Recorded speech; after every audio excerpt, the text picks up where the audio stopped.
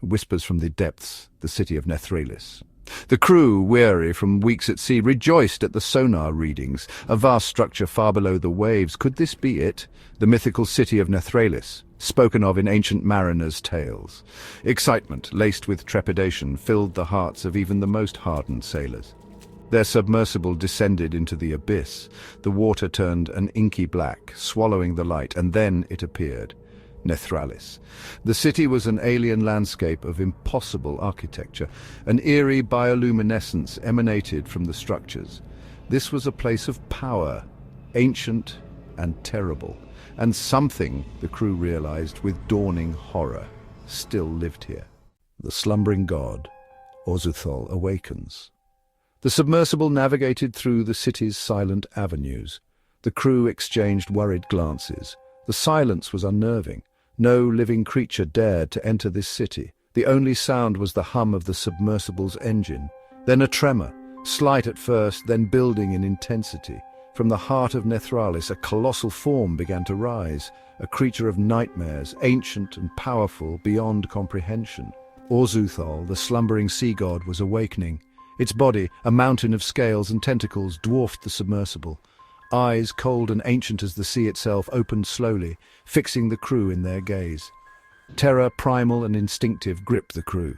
They were mere insects in the presence of a god. Their only thought was escape, to flee back to the surface. Seeds of madness. Paranoia grips the crew. The submersible, damaged during the tremors, limped away from the awakened city.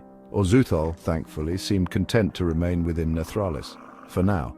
But the encounter had changed something. The crew, once a tight-knit group, now eyed each other with suspicion and fear.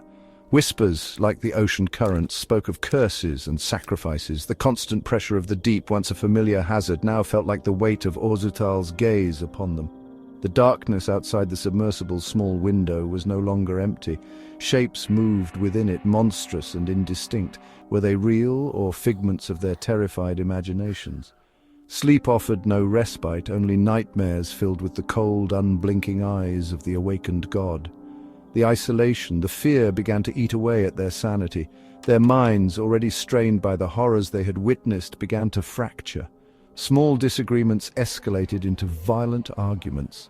Paranoia ran rampant, fueled by whispers and shadows. They were trapped not only within the confines of their metal prison, but within their own minds. The ocean's ire, eerie phenomena and hauntings. As the days turned into an endless, terrifying blur, the ocean itself seemed to turn against them. Storms, unnatural in their fury, battered their vessel. The waves, once a comforting rhythm, now roared with the voice of Orzuthal, demanding their blood. Strange sea creatures, never before seen by human eyes, swarmed around the submersible, their bodies twisted and deformed, as if corrupted by some unseen force. The equipment malfunctioned with alarming regularity, plunging them into darkness and adding to the growing sense of dread. Whispers, cold and wet, seemed to emanate from the very walls of the submersible. The faces of the crew, reflected in the glass of the portholes, were gaunt, their eyes wide with terror. They were no longer explorers but hunted prey, trapped within a nightmare from which there was no escape. The line between reality and madness blurred. The crew, their minds ravaged by fear and exhaustion, began to see things. Ghostly figures, their bodies composed of seawater and shadow, moved through the submersible. They heard chanting, deep and guttural, echoing from the depths. Orzuthal was calling to them, drawing them down into his abyss. Doomed souls' sacrifices for a god's rise. The horrifying truth dawned on them slowly, creeping into their minds like a cold tide. They were not meant to escape. They were not meant to survive. Orzuthal had drawn them here, to his awakened city, for a purpose. They were to be sacrifices, offerings to appease a god.